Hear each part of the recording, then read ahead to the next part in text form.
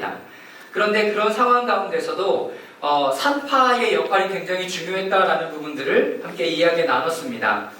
히브리 산파에 있는 시프리와 부하가 그들을 통해서 모세가 태어나게 하셨고, 그리고 지난주에는 모세가 부모와 함께 3개월을 지냈는데 더 이상 아이를 키울 수가 없어서 갈대상자에 그 아이를 넣고 이제 나일강에 갈대상자에 넣는 부분들 함께 이야기를 나누었습니다.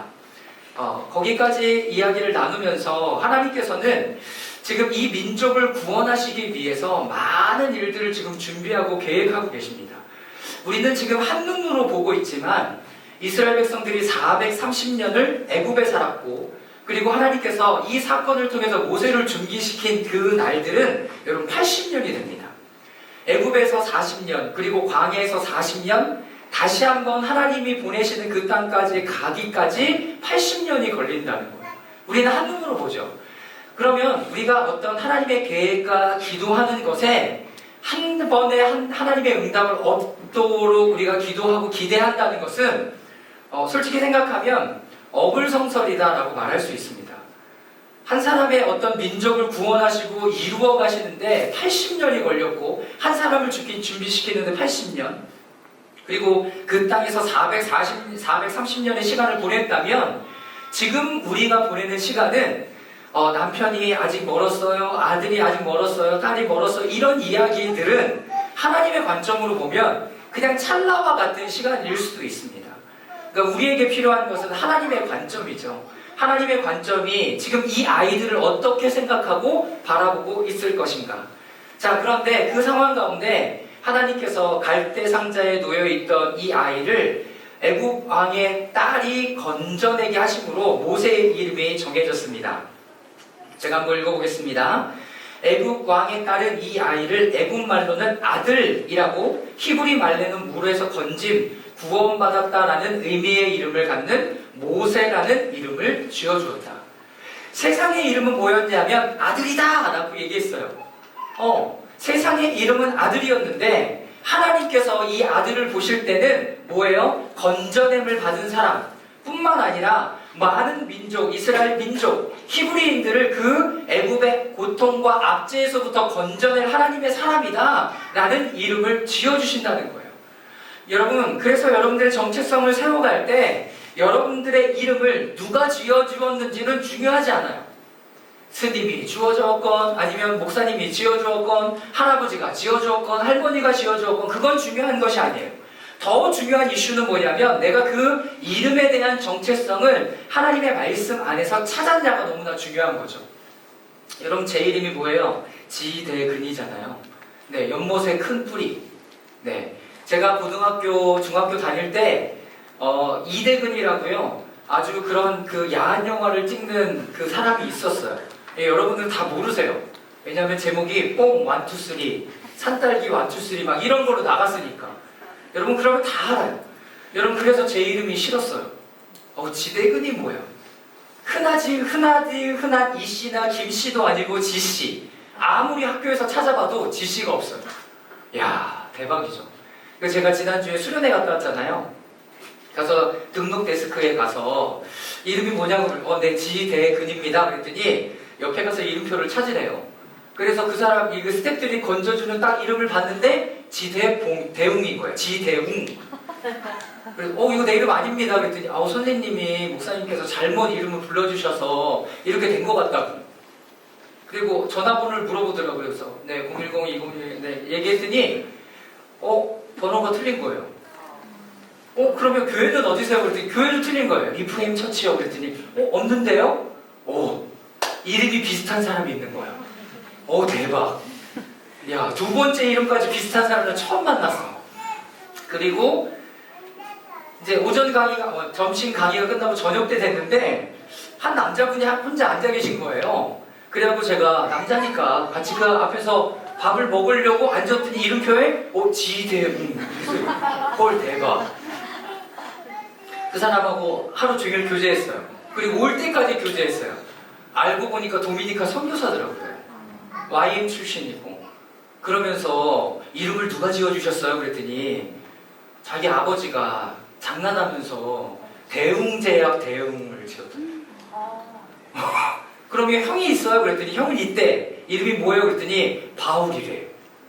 그 자기 너무 싫었다는 거야. 형 이름은 바이블 네임이고 내 이름은 그냥 회사의 이름이니까 너무 싫었대요. 어쨌든 그의 삶은 선교사로서 지금 들여지고 있습니다. 그래서 계속 교제하기로 얘기를 했는데, 여러분 이렇게 이름은요 각 사람의 정체성을 형성하는 데 굉장히 중요한 큰 역할을 하고 있습니다. 여러분들의 이름이 하나님 앞에 어떤 이름으로 불리는가, 여러분 그 고민을 해야 되고, 그 고민 안에 내가 하나님 앞에 어떻게 살아가야 될까를 고민하셔야 됩니다. 여러분 오늘 그 고민을 같이 여러분들과 해보기를 원합니다. 자, 출애굽기 2장 1절부터 15절까지 말씀을 다 같이 한번 읽도록 하겠습니다. 시작. 세월이 지나 모세가 어른이 되었다. 어느 날 그는 왕후 막족으로 나가 동족에게로 갔다가 그들이 고대에 노동하는 것을 보았다.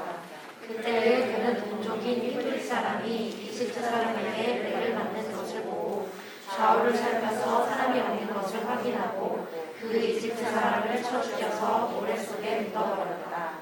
이튿날 그가 다시 나가서 보니 히브리 사람 둘이 서로 싸우고 있었다. 그래서 그는 잘못한 사람에게 말하였다. 당신은 왜 동족을 때리고? 그러자 그 사람은 대들었다. 누가 당신을 우리의 지도자와 재판관으로 세웠단 말이오. 당신이 이집트 사람을 죽이려니 이제는 나도 죽일 작정이고. 모세는 일이 탄로난 것을 알고 두려워하였다. 바로가 이 일을 전하여 듣고 모세를 죽이려고 찾았다. 모세는 바로를 위하여 미디안 땅으로 도망쳐서 거기에서 머물렀다. 어느 날 그가 우물가에 앉아 있을 때이다. 아멘. 자, 오늘 말씀의 시작은요, 여러분들의 묵상으로 좀 시작했으면 좋겠습니다. 그래서 여러분들에게 강의안을 다 나눠드렸어요. 그러니까 각자 본인 거를 보세요. 본인 거를 보고 5분 정도 여러분 이 말씀을 한번 묵상해 보세요. 서두를 어떻게 이야기를 했는가? 하나님께서는 그 애굽의 고난과 고통과 압제와 짓눌림과 이런 상황 가운데 모세를 태어나게 하셨어요. 모세를 태어나게 했고, 그리고 나일 강가에 던져져서 하나님께서 또 여러 가지 루트를 통해서 또 일하시는 것들을 이 아이가 알지 모를지는 모르지만 경험했습니다. 그런데 이 아이가 어른이 되었을 때 보이는 모습이 어떤 모습이었는가를 살펴보기를 바랍니다. 무슨 일이 일어났는가? 고되게 노동하는 것을 본다. 그리고 히브리 사람이 이집트 사람에게 매를 맞는 것을 본다. 그 안에서 일어난 일은 무엇인가? 감정과 행동. 모세의 마음은 어땠을까요? 모세의 감정은 무엇이었을까요? 이 일 이후에 그 다음의 사건들이 어떻게 진행되었습니까? 그 일 안에 하나님은 우리에게 무엇을 말씀하시고자 하는 것일까? 자, 지금이 43분인데요. 네, 50분까지 여러분들이 각자 이 부분들을 좀 묵상해 보세요. 모세의 모습에 조금 집중해 주시길 바랍니다. 모세의 마음은 무엇이었을까? 왜 그렇게 행동했을까? 네, 모세 안에 일어난 마음은 뭐였을까? 네, 한 5분, 한 7분 정도 잠깐 묵상하는 시간을 갖도록 하겠습니다. 네, 잠깐 묵상하셨죠? 한번 이야기해 보실까요? 네, 지금 이 말씀 안에 어떤 일이 일어나고 있죠? 이 말씀 안에, 네, 보라자매님, 네, 이 말씀 안에 어떤 일이 일어나고 있나요? 모세가 어른이 돼서 그 자신 안에 히브리인으로서의 정체성을 이렇게 깨달아가는 과정이 네, 나와 있는 것 같아요. 네. 환경은 이집트인이고 그리고 배경도 이집트, 모든 관계가 이집트 사람이지만 그 자신의 동족이 내맞는 걸 보고 네. 그 안에서 이제 일렁거리는 마음으로 일렁거림이 그냥 감정이 네네. 올라오면서 네. 그 사람을 죽이고 네. 실제로 저 같으면 안 죽였겠지만 네. 이 모세 안에 좌우 살피고 망설이다는 것도 없이 그냥 바로 죽였다는 거니까 상당히 오랫동안 제 생각에 모세 안에서 이런 일렁거림이 있었던 것 같아요. 제 생각에는 이게 팍 터져서 나올 정도면 네. 늘 이렇게 있다가 그때 마침 좌우에 아무도 없는 게 얼마나 다행인지 있었어야 되는데 저는 네. 저는 그렇게 그래갖고 죽였다가 네. 그래 그 자기 생각에는 그렇게 했는데 그 다음에 다음날 왔는데도 이 사람들은 히브리 사람들은 자기가 이렇게 했는데 네. 되려 자기 마음 같지 않게 이렇게 이방인처럼 취급하고 네. 나는 뭐지 하는 게 있었을 거예요. 네. 근데 저는 여기서 본 게 하나님 안에서 자신의 어떤 정체성을 발견한다는 것은 굉장히 두려운 싸움의 시작이구나라는 거예요. 두려워했다라고 나와요. 네, 맞아요. 그래서 두려움의 싸움이 시작이 됐구나. 이제 하나님이 와. 이렇게 하시겠구나. 네. 파이팅 모세. 파이팅 모세. 네. 브라자매님 교회 옮기셔야 될 것 같아요. 저희랑 너무 익숙하게 잘 어울리시는데요. 네. 처음에 잘 시키길 잘했네. 네. 감사합니다. 네. 진영 형제는 어땠어요? 네. 저분만큼은 얘기해야 되는데. 아니, 네. 모세에게 일어났던 일들, 네. 이런 감정과 행동을 그러니까 저로서 대입하게 됐는데 저는 모세의 정체성 그런 거 정체성도 있지만 그 상황과 그 모습들 네. 그런 걸 봤어요. 네. 이제 모세가 성인이 되고 나서 바로 이집트 사람을 죽였잖아요. 그래서 이제 모세가 이제 히브리 사람으로서의 정체성을 가지고 자라가고 있었지만 그게 어렸을 때부터 계속 이집트 사람이 이제 히브리 사람을 좀 억압하고 네. 괴롭히는 그런 모습, 자기 동족을 괴롭히는 모습, 20년 동안 참다 이렇게 터져 이런 생각이 네. 저였어도 제가 만약에 모세였으면 그렇게 되지 않았을까. 네. 좋습니다. 네. 우리 주원 형제는 어때요? 네. 학교가 하려고 준비하고 있구나. 네. 저는 약간 두 분 말씀 들으면서 생각이 들었는데 처음에 약간 공감은 안 됐어요. 왜냐면 이렇게까지 할 건가? 네. 그래. 왜냐면 당장 나한테 피해가 온 게 아니니까. 네. 내가 맞았거나 내가 괴롭힘을 당했으면 나도 복수는 했겠지만 남이 괴롭힘 당하는 걸 봤다고 해서 그걸 죽이는 것까지 했을까라는 생각이 들었고 근데 정작 또 자기가 생각했던 같은 팀한테 또 비난을 받았잖아요. 같은 팀? 네. 본인은 그렇게 생각을 했으니까 예. 도와주려고 했던 거였는데 여기서 또 한 번 느꼈던 거는 그 분노를 왜 이번에 자꾸 도망갔을까? 왜 그때 또 히브리는 안 죽였지? 네, 약간 그 생각이 들어요. 얘는 계속 배신을 당했다라고 저는 생각을 했었는데 자기의 생각과 다르게 근데 이제 도망가는 걸 보고 어리석으면서 좀 강인하였나? 모세의 마음에 그런 것들을 느꼈을 때 무슨 마음이 들었을까요? 그러니까 나는 잘해보고 싶어서 한 거잖아. 잘해보고 싶고 어쨌든 내 색깔, 내 얼굴색이 이집트 사람과는 다르고 그렇기 때문에 자라왔던 배경 안에서 나는 히브리인이구나를 애국 왕실에 살았음에도 불구하고 알았을 거라고요. 그죠? 네. 그랬을 때 내가 우리 주원 형제 얘기한 것처럼 그 편에 서서 내가 해줬는데 배신당했어. 그랬을 때 모세의 마음이 어땠을까요? 당황과 다시 한 번의 배신감이 들었을 것 같아요. 똑같이 이집트인을 죽였을 때 그 분노가 또 생기지 않았을까. 왜냐면 나는 이때까지 계속 히브리인이라고 생각했는데 또 히브리인이 나를 이렇게 하니까 나는 도대체 어디에 서야 되지? 나는 한 번 더 혼란이 왔었을 거고 저라면 네. 더 화가 나지 않을까. 그래서 히브리인을 죽였을까? 이 정대상이라면 그랬을 것 같아요. 더 강력하네. 약간 보통 이제 부끄러움과 두려움을 느끼고 도망가는 것 같아요. 네. 그래서 힘들지 않았을까. 힘들지 않았을까. 외롭고. 네, 외롭고. 쓸 데가 없으니까. 쓸 데가 없으니까. 자, 한 번만 더 얘기해 볼게요. 네, 우리 쌤이. 네. 마스크 벗고 얘기해 주세요. 잘 안 들리니까. 내 귀가 어두워서. 제가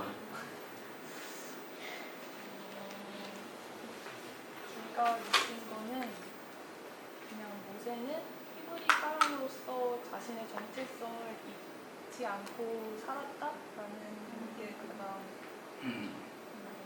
많이 생각이 났고, 그러니까 뭔가 저희의 본향도 천국인 것처럼 그런 정체성을 잃고 살아가지. 그러니까 어찌 보면은 지금 우리가 살아가는 이 땅은 타국이 될 수도 있는 거잖아요. 천국이 본향이니까. 그래서 모세와 같이 그 본향에서의 그 천국의 시민으로서의 그 정체성. 그러니까 모세는 히브리 사람의 정체성을 잃지 않은 것처럼 우리는 천국의 시민으로서의 그 정체성을 잃지 않고 살아가는 것이 좋겠다. 살아가는 것이 좋겠다.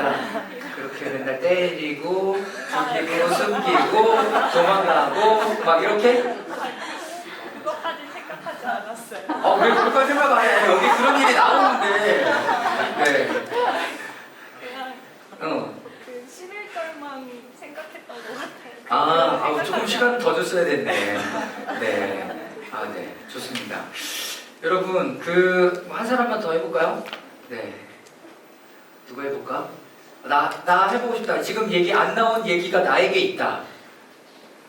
현경이. 아니야, 다 나왔어? 똑같아? 비슷해? 그러면 막 때리고 막 또 그러는 거네? 정체성을 잃지 않고, 나에게 방해된 사람 때리고, 혼내고, 감추고, 덮고, 막. 그냥 저는 근데 생각이 든 거, 모세의 진짜 정체성은 뭐였을까 생각이 들어서 자기의 정체성을 잘 몰랐을 때 그런 두려움, 불안함, 그런 마음이 좀 있지 않을까. 오, 좋아요. 지금 이 2장 11절에서부터 15절까지의 모세의 모습은 여러분들이 말씀하신 것처럼 모세는 히브리인이라는 정체성을 잊지 않았어요. 근데 이 정체성을 풀어낼 때는 반드시 우리가 리프레임에서 배웠던 건 문화적인 그 안에서 풀어지고 이야기가 돼야 돼요. 그러니까 지난주에 어제도 잠깐 이야기했지만 우리가 자유한다라고 이야기했을 때 하나님께서 우리에게 자유를 주었습니다. 자유를 주셨습니다라고 이야기할 때 그 자유는 내 마음대로 모든 것을 하는 자유가 아니라 하나님의 법 안에서의 자유라는 걸 여러분 잊지 마셨으면 좋겠어요. 하나님의 법. 그런데 우리가 그리스도 안에 있으면서 성령의 법을 따라가지. 이제 율법을 따라가지 않죠. 더 중요한, 더 좋은 법을 성령의 법을 따라가고 그리고 이 땅에 살아갈 때는 대한민국의 자유민주주의라는 그 법 안에서의 여러분 그리스도인들의 삶을 살아가는 거지 그걸 넘어서서 살아가는 것이 우리의 자유가 아니라는 거예요. 우리의 자유가 아니라는 거죠. 자, 형경자매가 너무 잘 얘기해 줬는데요. 모세는 아까 주원 형제가 얘기했던 것처럼 정체성이 굉장히 혼란스러웠을 것 같아요. 근데 이 부분이 어떤 부분으로 나왔냐면 아까 우리 보라자매님 얘기해 주셨던 것처럼 한 번에 이게 훅 했다는 거는 이게 쌓여져 있었다라는 것을 반증하는 이야기가 되는 거죠. 여러분 한 번 그랬겠어요? 여러분 우리가 다 그렇잖아요. 한 번쯤 그래 한 번쯤 용서해 주지. 근데 똑같은 차가 와서 또 나를 괴롭혀. 앞에 막 가라면 저것이 내가 그리스도인이니까 한 번 더 봐주마. 3번까지 봐줬는데 4번이면 여러분 어떻게 해요? 그때부터는 내 차 망가지고 그 사람 차 망가지고. 여러분 이 모습이 어떻게 이렇게 발산이 됐냐면 분노로 발산됐다는 거죠. 여러분 우리도 분노할 수 있어요. 근데 모세에게는 이게 본인의 열정일 수도 있습니다. 여러분 이것으로 이렇게 발산이 되는 거죠.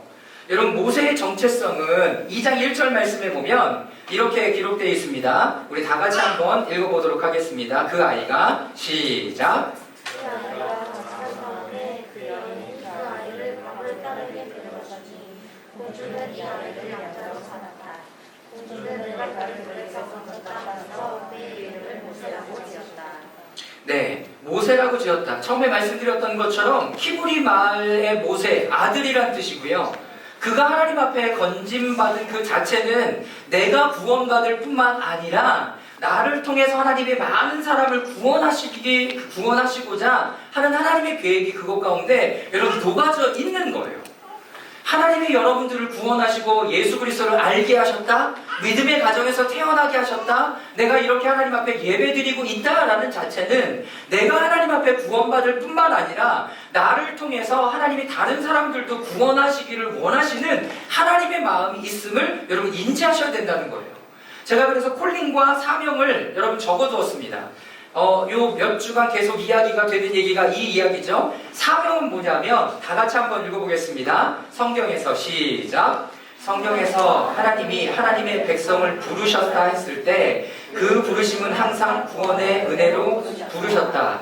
모든 하나님의 백성은 구원받은 사람은 소명받은 사람이다. 그리스도인이 된 것 자체가 소명자인 것이다.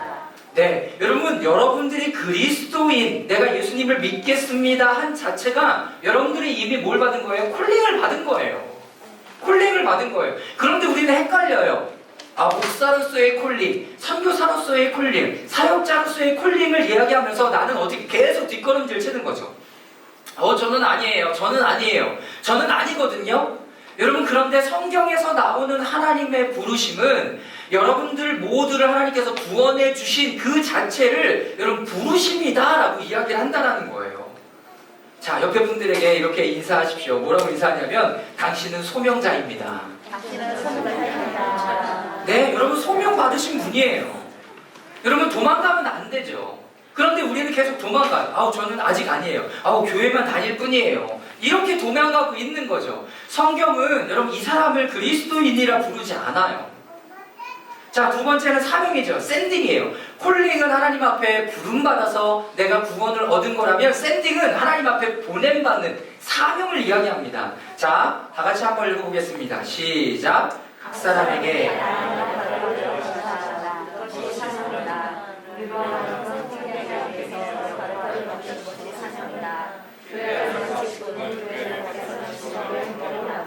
네. 여러분 보냄받은 곳이 어디예요? 여러분 가정주부고 자녀들을 지금 양육하는 사람이라면 하나님은 여러분들을 가정으로 자녀 양육자로 사명자로 보내신 거예요. 그런데 나는 난 교회에서만 하고 싶은데 아니에요. 여러분 두 영역이 다 있어요. 교회 안에서는 교사나 어떤 집사나 권사나 장로나 목사나 이런 것들로 부름을 받은 거고 밖에서는 여러분들이 지금 하고 있는 일들을 통해서 하나님의 살아계심과 하나님의 일하심과 하나님의 나타내심을 보여주라고 여러분 이렇게 부른 거죠. 여러분 모세도 마찬가지였어요. 하나님께서 그를 물에서 건졌다. 굉장히 스펙터클하죠. 어떤 거예요? 여러분 시청각 교육이 명확하잖아요. 여러분 물, 강, 바다는요 여러분 죽은 자를 담아놓는 곳이었어요. 계시록에 보면. 그런데 내가 거기에 빠져있다가 하나님께서 건져주셨다? 굉장히 상징적인 의미를 갖는 거죠. 그럼에도 불구하고 이 사람의 정체성을 여러분 아직까지 혼돈스러워하고 있다는 거예요. 여러분 그럴 수밖에 없죠. 근데 우리 보라자매님이 너무 잘 얘기해 주신 게 여러분 정체성의 싸움을 하려면 이만한 고통이 필요한지도 모릅니다. 전 거기까지 생각하진 않았어요. 정체성의 싸움이 그렇게 여러분 이런 고난과 고통과 아픔이 필요한 거야. 왜? 계속 부딪혀야 되니까. 이게 맞나? 이게 맞나? 이게 맞나? 지금 모세는 그 일을 하고 있는 중이잖아요. 이게 맞는 것 같아서 이걸 했더니 결과가 뭐예요? 사람을 죽이는 거였어요. 이게 맞나? 라고 또 해서 보니까 그 동족들에게 미움을 사요. 여러분 그의 결과가 뭐였습니까? 더 이상 그 땅에서 살 수 없고 미디안 땅의 이름이 뭔지 아세요? 미디안? 여러분 기가 막혀요. 싸움터라는 뜻이에요. 여러분 내가 싸움을 해갖고 더 이상 갈 데가 없는데 어디로 도망갔어? 여러분 싸움터로 도망가. 여러분 그게 우리의 인생이에요. 여러분 그것 가운데 누구를 대면해야 돼요? 하나님을 대면해야 되는 거죠. 하나님을 대면해야 돼요. 자, 모세의 정체성은 시대적으로 어려운 상황, 어렵다고 표현하기에는 참 부족한 그곳에서부터 죽을 수밖에 없었지만 하나님의 은혜로 살아난 사람이었습니다. 그러나 하나님 앞에 다루어지지 않은 정체성은 자신과 다른 사람에게 어려움을 주고 있고, 다시 말해서 본질에 뿌리를 내리지 않은, 하나님께 내리지 않은, 오히려 우리와 나를 곤란하게 할 수 있는 거죠. 지금까지 모세는 어디에 뿌리내는 정체성을 가지고 있었을까요? 여러분, 어디에 뿌리내는 정체성을 가지고 있었을까요? 모세는 이집트 왕 자의 아들,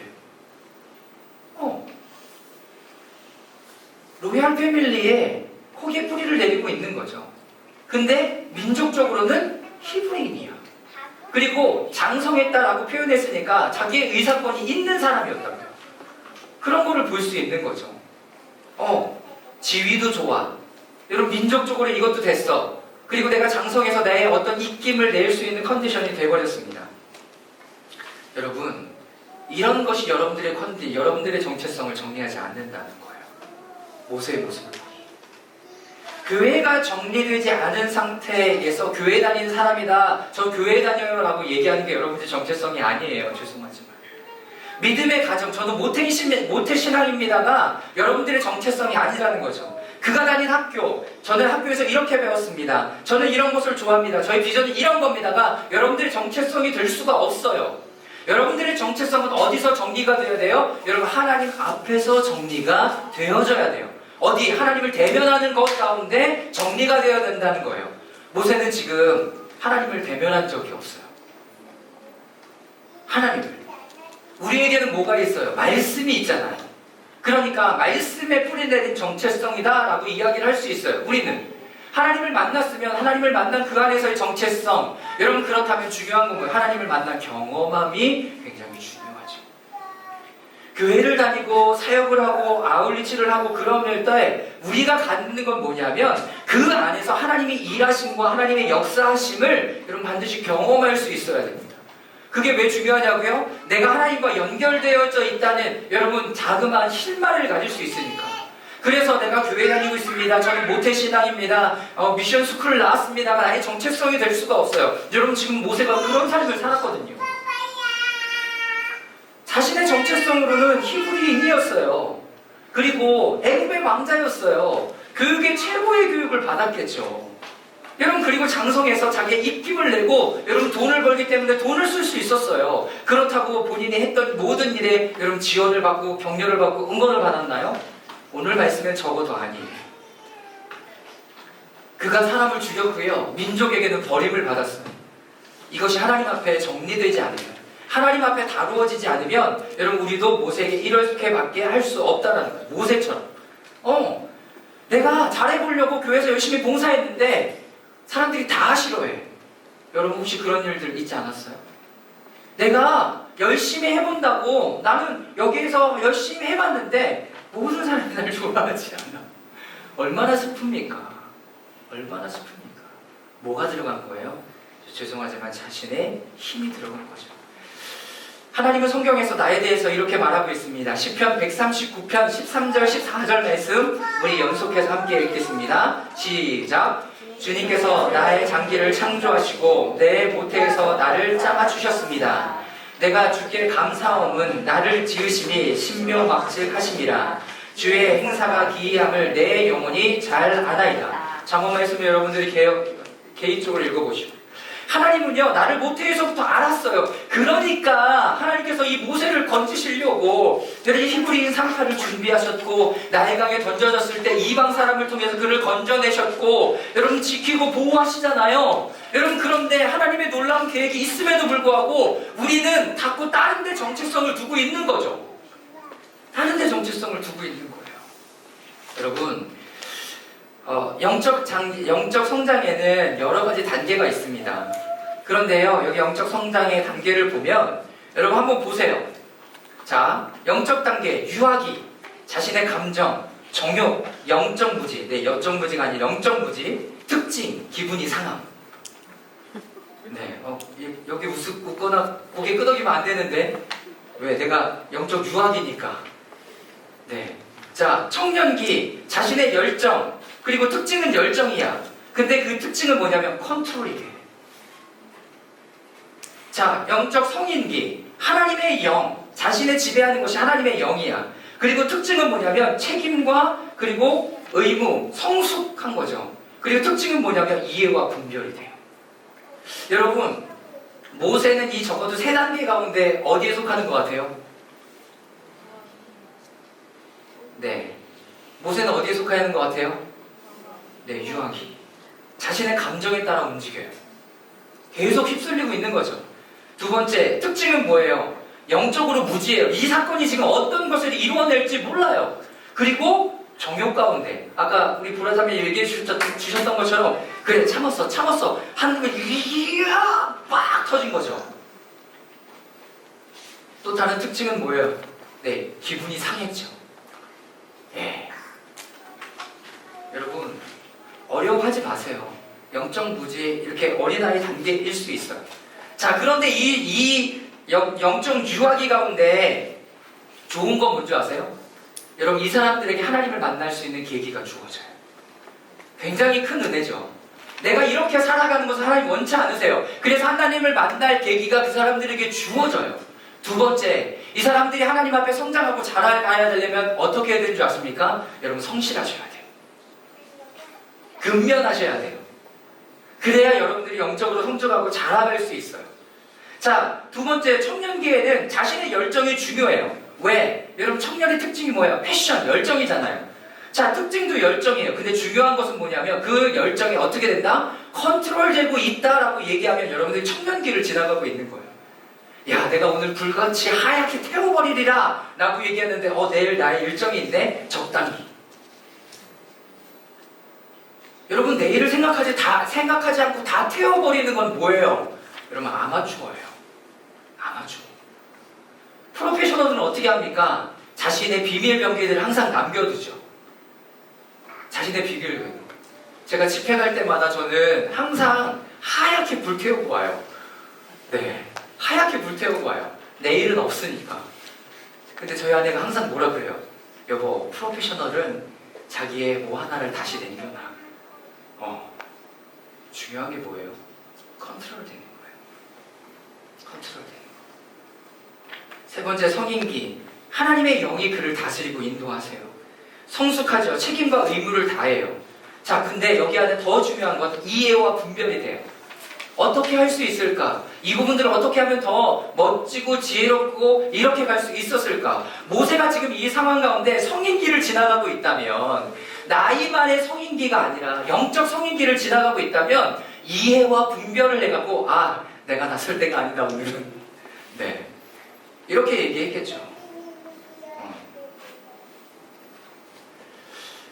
여러분, 여러분들의 상황이 영적 유학이다라고 얘기해서 어려워하지 않으셔도 돼요. 왜 어려워하지 않아도 되냐면 교회의 시작에는 여러 상태의 사람들이 있는 거예요. 근데 여러분들을 너무 이렇게 낮게 보지는 않으셨으면 좋겠어요. 그렇다고 여러분들 나는 잘하고 있어 라고 생각하지도 않고, 여러분 좀 객관적으로 자신을 보고 자신의 내가 그러면 더 성실함으로 하나님께 나아가야 되겠다라는 마음의 결정침은 여러분 오늘 메시지를 듣고 결정할 필요가 있죠. 저기에는 또 4단계로 나눠진 부분들을 제가 해놨습니다. 그래서 핸드폰을 가지고 계신 분들은 화살표를 눌러보면 거기에 이제 특징들을 이렇게 좀 이렇게 해놨어요. 그래서 나중에 보시면 되겠습니다. 여러분, 모세는 지금 어느 단계를 지나가고 있습니까? 어느 누가 봐도 영악이죠. 나이를 많이 먹는다고 그 단계가 올라가는 게 아니라 각 단계마다 시름들이 있어요. 각 단계마다. 그리고 그 단계를 넘어갈 때마다 여러분 몸이 찢어지는 아픔이 있어요. 지금 모세는 그것을 겪고 있는 거죠. 그래서 어디로 가요? 여러분, 미디안 땅으로 도망가 버려요. 미디안 땅으로. 자, 아브라함에 대한 이야기는 여러분 보십시오. 아브라함도요, 여러분 엉망진창이었죠. 엉망진창이었어. 오죽했으면, 오죽 못났으면 남편이 아내를 누이라고 다른 방언이 이렇게 제 누이예요. 데려가세요. 이렇게 했을까? 더 웃긴 건 이삭도 그래. 그 아들 이삭. 오죽 못났으면. 그런데 재밌는 건 뭐냐면 하나님께서 그 사람을 택했기 때문에 포기하시지 않는다는 거예요. 하나님이 아브라함의 꿈에 나타난 게 아니라 누구 꿈에 나타나요? 네, 아비멜렉 그 사람의 꿈에 나타나서 야, 너 잘못했다. 너 잘못 건드렸다. 이렇게 얘기하잖아요. 여러분 지금 누가 개입하시는 거? 하나님이 개입하시는 거예요. 여러분 그 눈을 볼 수 있기를 주님의 이름으로 축원합니다. 예, 내가 고난과 고통의 시간을 보내는 것 같지만 지금이 그것 가운데 하나님이 개입하시는 시간이라면 예스예요. 하나님 감사합니다. 제가 그 길을 달려가겠습니다. 마음을 새로 고쳐먹어야 되는 거죠.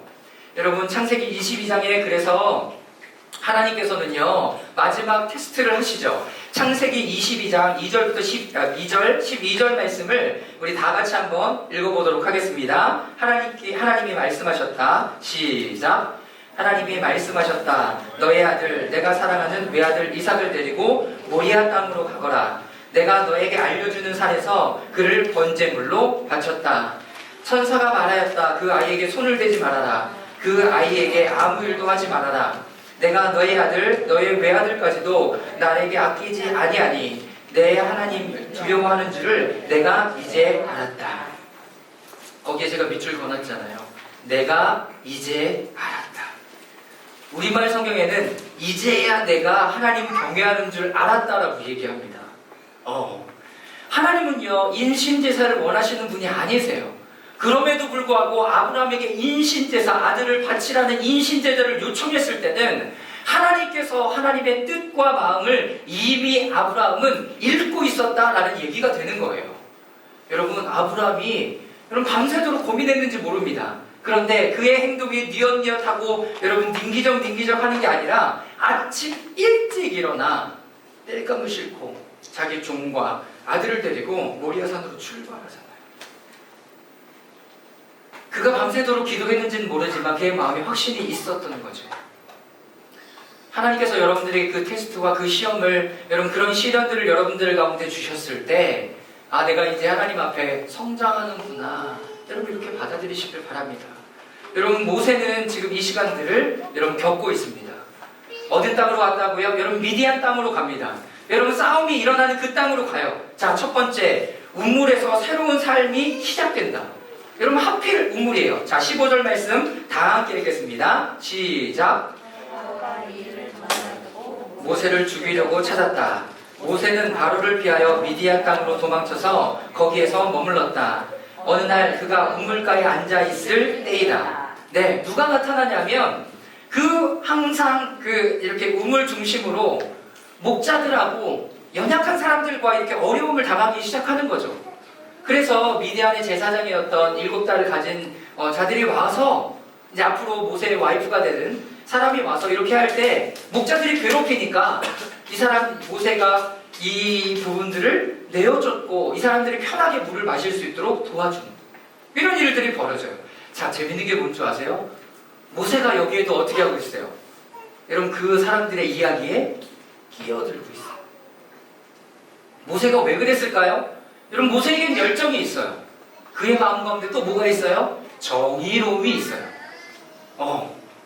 하나님께서 여러분들에게 주신 그 달란트와 은사는 없어지지 않아요. 그렇기 때문에 여러분들의 은사와 정체성과 달란트가 하나님 안에서 정리되었을 때 여러분 빛나기 시작하는 거예요. 근데 하필 우물가예요. 이삭의 아내를 구할 때도 우물가에서 그런 역사가 일어났고요. 아까 우리가 읽었던 요한복음 4장에는 그곳에서 생수의 강물을 떠먹는 그 만남의 놀라운 역사가 그곳에서 일어났다라는 거죠. 사랑하는 여러분, 여러분들이 나아가서 잠시 머물러 목을 축이는 그곳에서 저는 하나님이 여러분들에게 말씀하시기를 주님의 이름으로 축원합니다. 내가 어쩔 수 없이 쫓겨나서 거기에 있다 할지라도 하나님은 그곳에서 나를 죽이는 분이 아니라 나에게 새로운 일들을 일으키시기를 원하신다라는 거예요. 여러분 이게 하나님의 계획하심이었습니다. 그래서 미디안의 제사장인 여러분 7딸을 가진 사람을 만나게 되잖아요. 여러분 어떤 일이 벌어집니까? 새로운 삶이 시작됩니다. 두 번째, 사명의 힌트를 갖습니다. 사명. 소명은 뭐라고 얘기했어요? 콜링. 하나님께서 나를 구해주셨구나. 건져주셨구나. 이건 알아요. 이건 아는데 내가 어디로 가야 되지? 여러분 이것은 나의 삶을 통해서 나타나게 되어져 있어요. 내가 하는 일 가운데 내가 기쁘고 즐겁고 행복하다. 그게 하나님의 사명의 자리일 수 있어요. 그러나 여러분 내가 하기 싫어서 돈을 조금 준다고 여러분의 사명의 자리를 떠나버리지는 말기를 바랍니다. 그렇게 되지는 않기를 바랍니다. 여러분 그를 도와 17절에 그를 도와 19절에 우리를 구하여 주고 우리를 도와줘. 여러분 여기에 19절에 나 우리를 구하여 주고. 여러분 그 여인들에게 모세가 한 행동은 누구를 구해준 거예요? 자신들을 구해준 행동이에요. 그의 다혈질의 행동, 정의로운 행동이 여러분 하나님이 계시는 땅이 아니라 다른 땅에서 여러분 싸움터에서 그 일들이 일어났는데 어느 한 사람을 구해내고 있는 거예요. 사랑하는 여러분, 그래서 교회 안에서는 하나님의 말씀을 듣고 그 정체성을 새롭게 세우고 여러분 필드에 나가서는 하나님께서 나에게 맡겨주신 일이 무엇일까? 하나님 나의 달란트를 어떻게 사용하기를 원하실까를 흘려보내는 것이 여러분 우리가 해야 되는 여러분 중요한 역할이 되는 거죠. 할렐루야. 여러분 좀 고민이 되시죠? 나는 그 사람을 구해주려고 했던 일은 아니에요. 그냥 도와준 것 뿐이지. 근데 그 사람은 자기 아버님한테 가서 왜 이렇게 일찍 돌아왔느냐? 라고 얘기했더니 어떤 사람이 우리를 도와주고 우리를 구해줬어요. 그랬더니 그 사람 그냥 놔둘 수 없으니까 집으로 초청했고 또 가정을 꾸리게 되잖아요. 여러분들이 그 땅에서 다른 땅으로 이동하고 어쩔 수 없이 움직였다 해도 여러분들이 하나님 안에 있으면 그 정체성은 이제 하나님 앞에 다루어지는 삶이 된다라는 것입니다. 자, 마지막 제가 두 번째 포인트에 바울에 대한 이야기를 써놨는데요. 이건 잘 한번 읽어보셨으면 좋겠습니다. 네, 바울이 사도행전 9장에 굉장히 날카로운 사람으로 등장해요. 다른 예수 그리스도를 믿는 사람, 그 도를 따라가는 사람들을 죽이려고 등장합니다. 그런데 한 장도 넘어가지 않아서 그가 하나님을 만나고 그의 삶 가운데 완전히 새로운 삶으로 여러분 들여지게 돼요. 사명의 힌트를 얻게 되죠. 자, 세 번째, 하나님은 그의 정체성을 다시 세워간다. 자, 21절, 22절 말씀을 다 같이 한번 읽어보도록 하겠습니다. 루엘은 시작. 루엘은 모세가 기꺼이 자기와 함께 살겠다고 하고 자기의 딸 시포라를 모세와 결혼하게 하였다. 시포라가 아들을 낳으니 모세는 내가 낯선 땅에서 나는 내가 되었구나 하면서 아들의 이름을 베르소라고 지었다. 네, 우리 성도들은, 우리 리프레임 처치 성도들은 나그네라고 이야기를 들으면 지금 이게 하나가 딱 이렇게 모세가 이렇게 표현되어야 돼요. 나그네. 그 땅에서 이방인으로 사는 게 아니라 그의 정체성을 뭐로? 나그네로 다시 자신을 정의하고 있다는 거죠. 나그네는 뭐냐면 외국인과 달리 고향을 잃고 사는 사람, 이스라엘 가운데 사는 보호 대상인 시민이어서 완전한 시민은 되지 못하고 어느 정도 권리만 인정받는 사람이다. 모세는요 지금 이 미디안 땅에서 나그네로 자신의 정체성을 가지면서 어떤 거에 대한 힌트를 줘요? 이 사람이 다시 어디로 갈 것이다. 그들의 민족으로 돌아갈 사람이다 라는 여러분 힌트를 갖는 거예요. 여러분 그리스도인들에게 나그네는요 평생 이 땅을 살아갈 게 아니에요. 우리의 본향이 어딨어요? 어디? 여러분 아버지 집이 있잖아요. 그러면 그 아버지의 집을 향하여 내가 나아갈 준비를 하면서 이 땅에 하나님의 대사로 살아가는 그 정체성을 가지고 살아가는 거예요. 자, 베드로전서 1장 1절 말씀입니다. 네, 다 같이 한번 읽겠습니다. 시작. 예수 그리스도의 사도인 베드로가 본도와 갈라디아와 갑바도기아와 비두니아에 흩어져 사는 나그네들인 택하심을 입은 이들에게 이 편지를 씁니다. 네, 여러분 한 민족이 아니라 흩어져서 살고 있지만 예수 그리스도를 믿어 한 가족된 우리를 콜링하는 거죠. 우리를 지칭하는 겁니다. 여러분 그 사람들에게 뭐라고 얘기합니까? 하나님의 택하심을 입은 자들에게 이 편지를 씁니다. 택하심. 여러분들 이미 택하신 하나님의 사람들이라는 거예요. 모세가 이제 이런 부분들의 정체성을 하나하나 알아가기 시작하죠. 다음 장에 보면 이제 3장으로 넘어가면 모세가 드디어 하나님을 대면합니다. 삶에 대해서 힌트를 가져야죠. 여러분 점진적으로 힌트를 갖고 결정적으로 출애굽기 3장에 하나님을 구체적으로 경험하는 일들이 여러분 있게 돼요.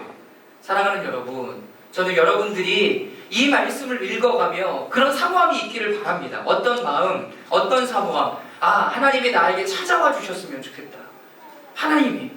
우리는 하나님을 부르라 그가 나를 만나주리라 라고 얘기하잖아요. 여러분 그런데 그거는 자신들의 하나님이니까 우리는 이방인이에요. 그렇다면 어떻게 돼야 되는지 아십니까? 우리가 부른다고 오시는 하나님이 아니라 하나님이 강권적으로 우리에게 찾아와 주셔야 돼요.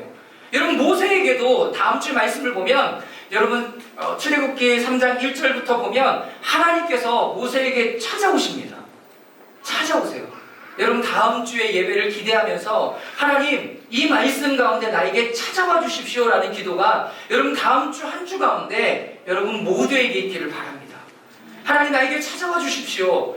내가 세상에서 가졌던 정체성, 왕의 왕실, 그리고 유대인의 정체성, 모태신앙, 내가 교육받은 정체성에서 이제는 하나님을 만난 정체성 다시 새로워질 수 있도록 나를 만나 주십시오. 나에게 찾아와 주십시오. 여러분 이 기도는 우리 가운데 마음 가운데 끊임없이 일어나야 될 여러분 부분이라고 믿습니다.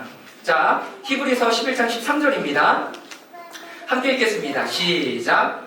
이 사람들은 모두 믿음을 따라 살다가 죽었습니다. 그들은 약속하신 것을 받지 못했지만 그것을 멀리서 바라보고 반겼으며 땅에서는 길손과 나그네 흰새임을 고백했습니다. 네, 믿음을 따라 죽었다라고 표현해요. 자신의 세대에는 받지 못했지만 여러분 받지 않았음에도 불구하고 그들은 뭐했다? 기뻐했다라고 이야기합니다. 이미 내가 하나님의 사람이 된 것으로 여러분 이미 기뻐한 거예요. 천국에 들어갈 것을 하면서 내가 천국에 들어갈 것인가 못 들어갈 것인가 이 이슈가 나에게 중요하지 않고요. 내가 하나님을 믿음으로 말미암아 내가 지금 즐겁고 행복하다는 거예요. 여러분 해방일지에서 나온 것처럼 그 여자가 얘기하잖아요. 난 죽어서 가는 천국 말고 이 자리에서 천국 누리고 싶다고. 여러분 그것이 우리의 삶이 돼야 되는 게 맞는 거예요. 여러분 죽어서 가면 뭐 할 거예요? 거기서 좋은 시간 보내겠죠. 하나님과 더 친밀한 시간 보내겠죠. 근데 이 땅은 나그네로 살면서 맨날 힘들고 어렵고 죽겠다. 여러분 이거 말고요. 이제는 하나님 앞에 부르심을 받은 사람으로 내 정체성을 세워갈 때 여러분 몸이 찢겨지는 아픔과 어려움이 있지만 여러분 그것을 통과해서 하나님 앞에 새로운 정체성으로 드렸을 때 여러분 하나님의 친구라는 모세는 하나님은 모세를 친구같이 생각했다. 친구에게 대항같이. 여러분 그런 사람이 어디 있습니까? 그런 사람이 어디 있습니까? 너무나 부러운 지점이죠. 마지막으로 베드로전서 1장 17절 말씀 읽겠습니다. 시작. 사랑의 모양으로는 각 사람의 행위대로 심판하시는 분을 여러분이 아버지라고 부르고 있으니 여러분은 나그네의 삶을 사는 동안 두려운 마음으로 살아가십시오. 네. 모세는 하나님을 경외하는 마음을 가지고 살아갔습니다. 이게 지금 히브리서 베드로전서에 쓰여져 있기 때문에 여러분 신약의 관점으로 모세를 보니 그런 삶이 사라졌죠.